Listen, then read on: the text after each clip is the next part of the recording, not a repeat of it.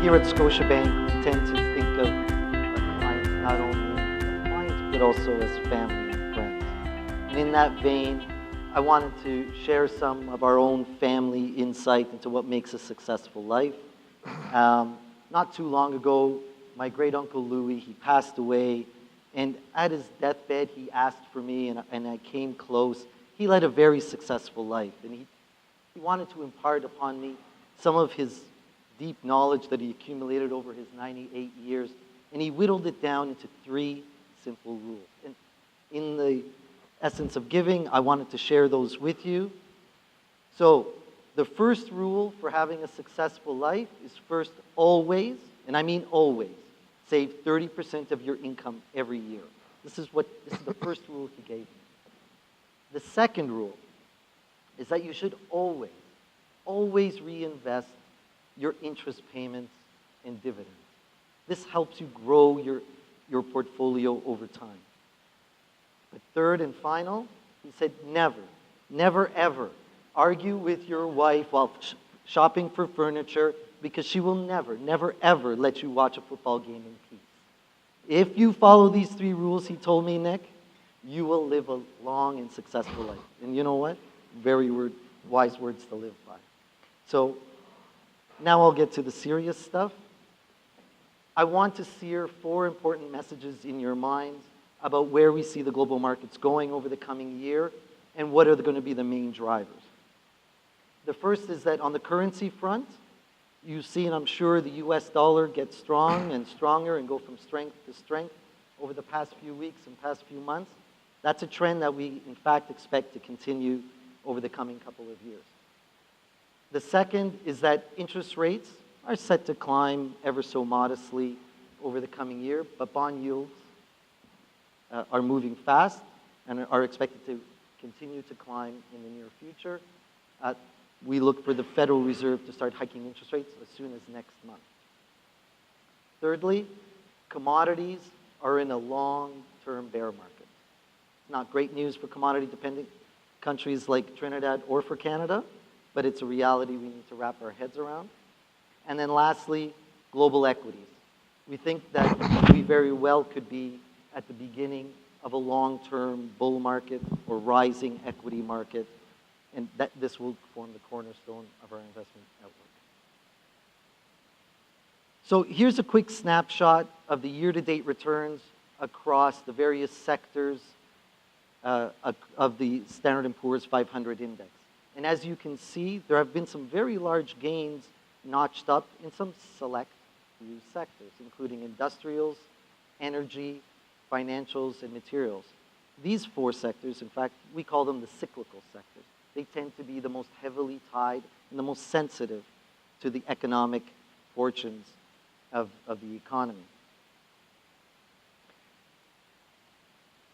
Well, I have some good news for you. The US economy, the largest in the world, responsible for 25% of global economic output, is doing just fine, thank you very much. The unemployment rate is down now under 5%. They're adding jobs on a monthly basis at a pace of around 150 to 200,000 jobs every month. And with more jobs and lower unemployment, of course, eventually comes higher wage gains and stronger consumer spending. Well, as we look across the world, the major economies in the world can be separated into 2 parts. There's China and everybody else. And the everybody else, of course, is where we fit in, growing around 2%. So whether it's the US, whether it's Canada, Europe, we're all growing at around 2%. And I'll get to the longer-term reasons why we expect that to continue to be the case. But China, for its part, had been growing at double digits not so long ago, 6, 7, 8 years ago. But those days are over, and they're over permanently. China had been overheating for quite some time. It's now in a longer-term pattern of slowing towards what I think will eventually be a 5% growth rate, call it 3 years, 4 years, 5 years from now. It's currently running at around 7%. We just expect it to gradually soften down to around 5% as finally their demographics force economic realities. the global economy over the past few years has been remarkably steady.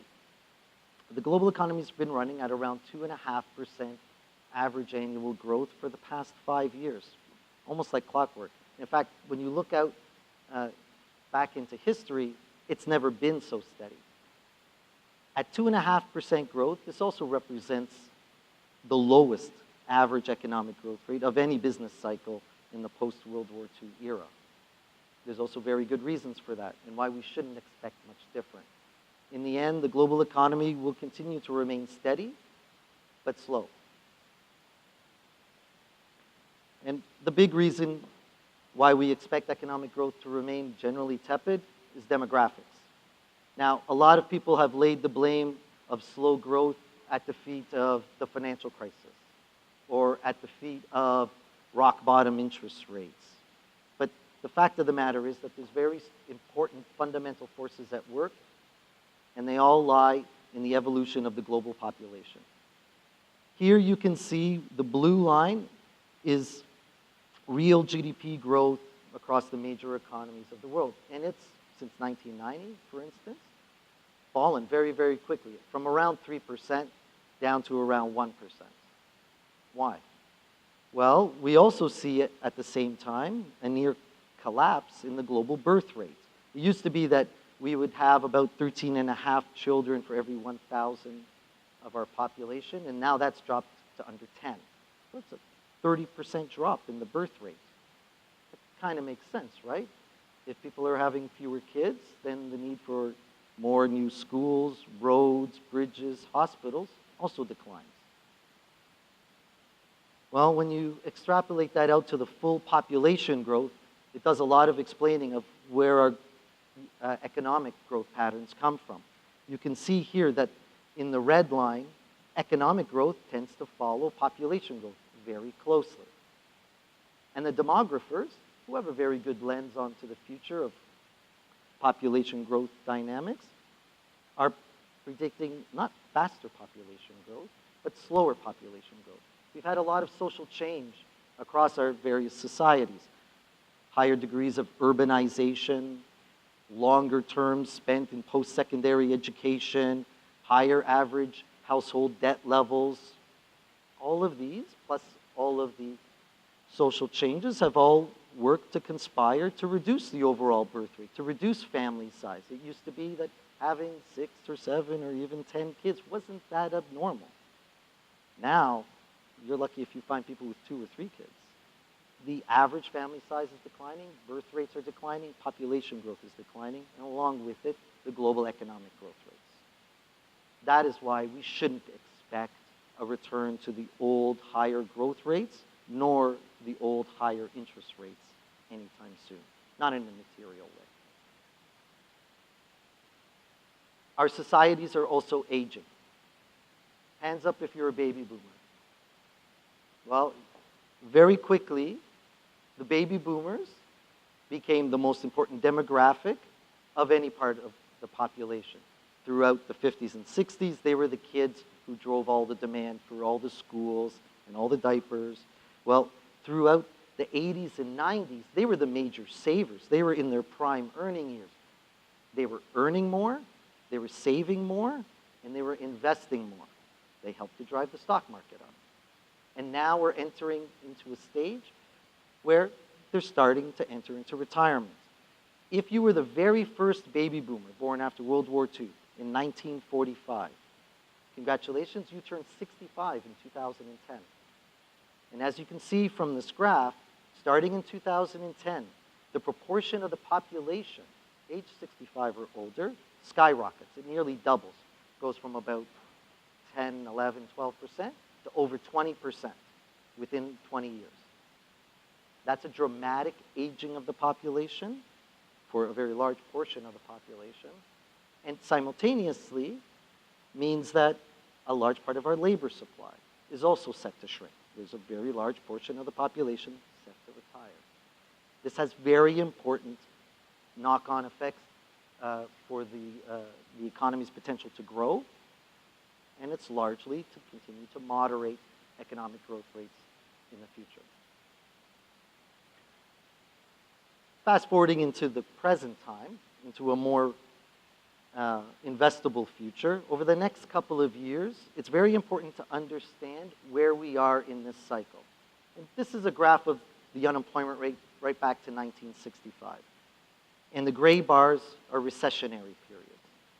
And what happens here is the unemployment rate helps us to give us a visual on the path of the business cycle.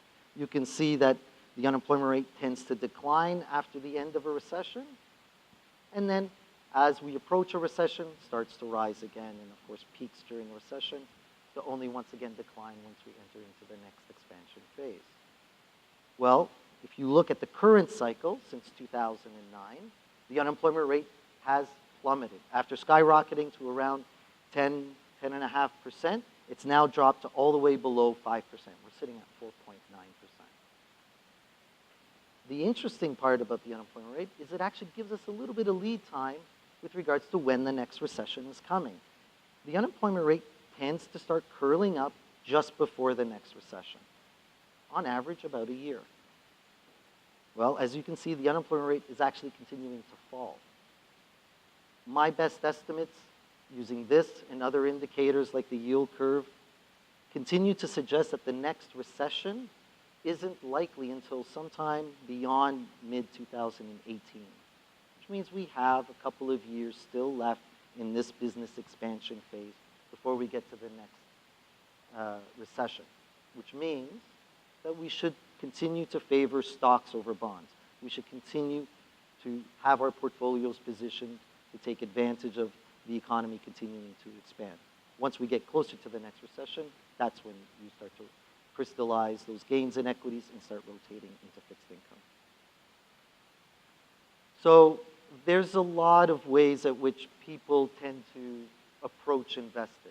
They tend to see it as a collection of individual trading opportunities and tend to watch the headlines, read every alert that comes from CNBC on their smartphones, and there's always lots and lots of headlines out there.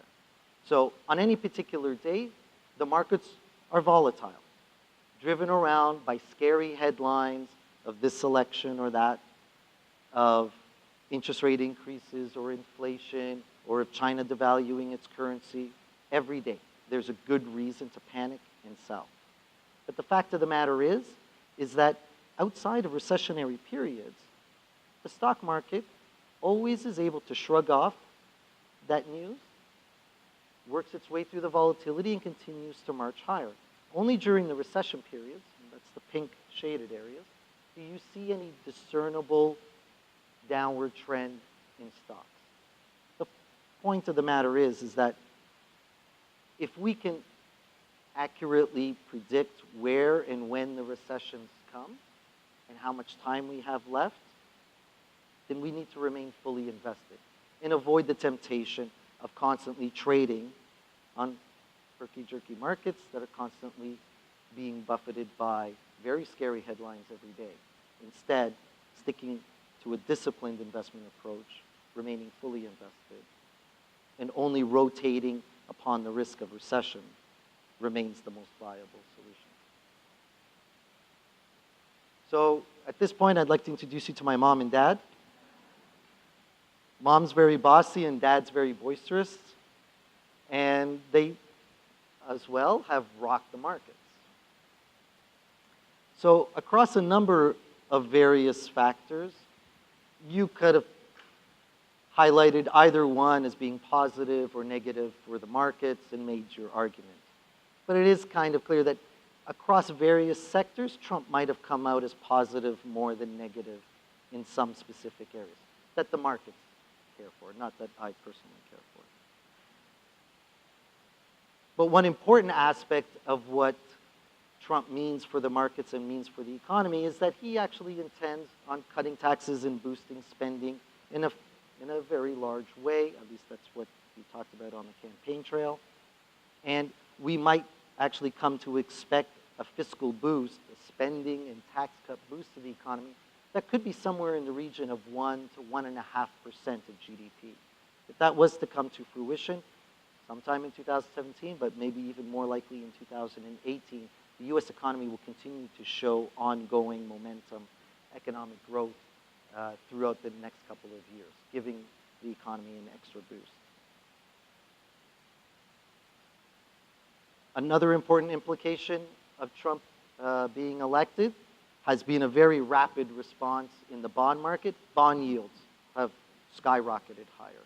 They have moved very, very quickly in response to Trump's election, in part because he represents a very strong likelihood of fiscal stimulus, of increasing government spending, of increasing economic growth, at least in the short term, and that added economic growth giving a boost to inflation prospects in the near future. So across currencies, we remain bullish on the US dollar.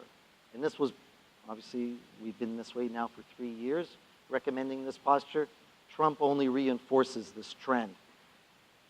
The US has amongst the best growth of the developed major economies, certainly better than the Eurozone or Japan or Canada.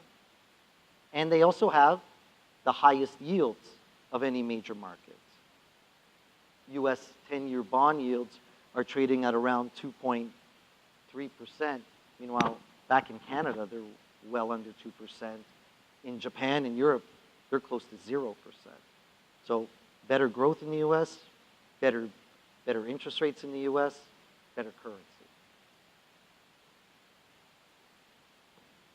After having consolidated in a range for the past year and a half, we think the US dollar is approaching the point where it's set to break that range up to the upside. I know here in Trinidad, you've been feeling the effects of a stronger dollar.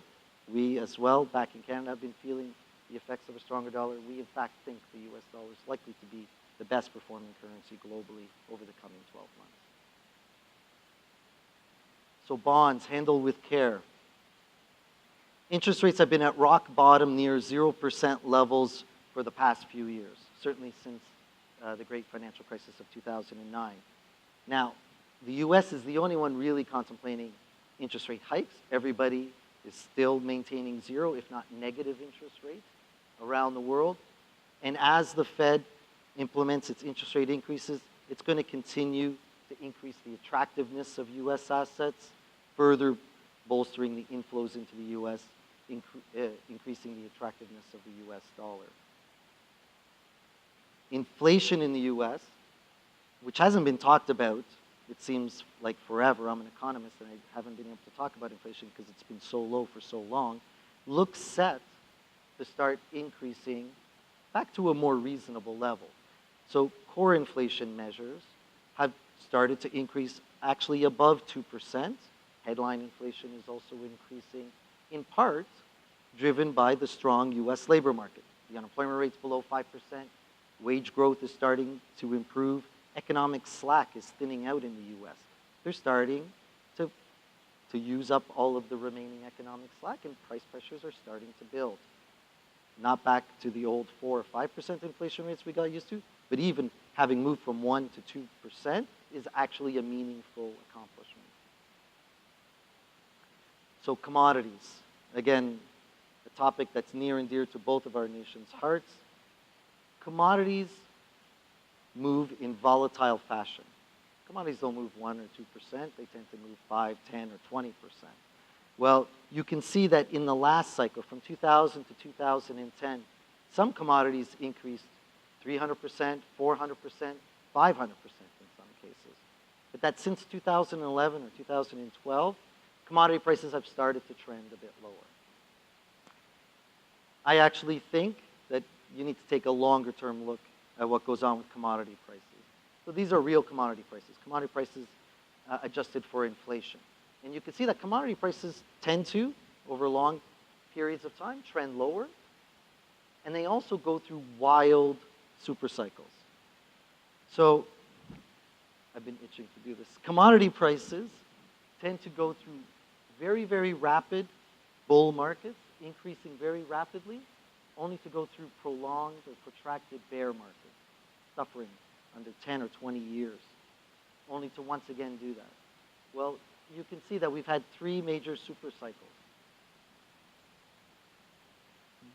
Bull super cycle in or the early 1950s, and a long, protracted bear market in commodities throughout the 60s and 70s.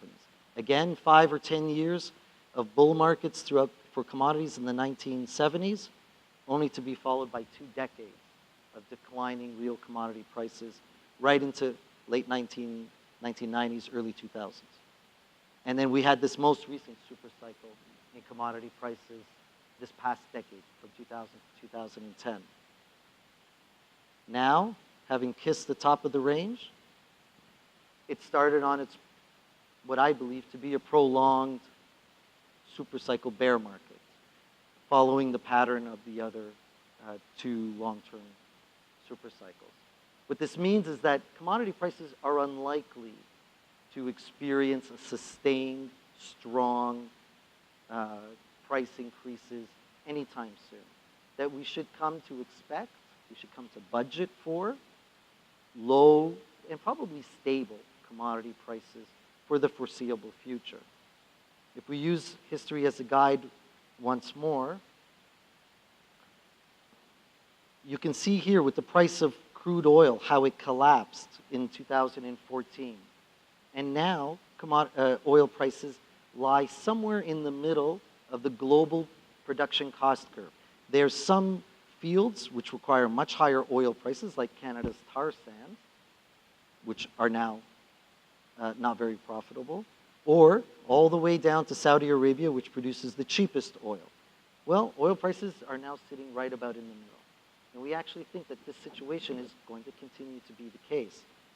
In fact, if we overlay the 1970s commodity supercycle with that of 2000 for oil prices, you can see that they tend to follow a similar pattern.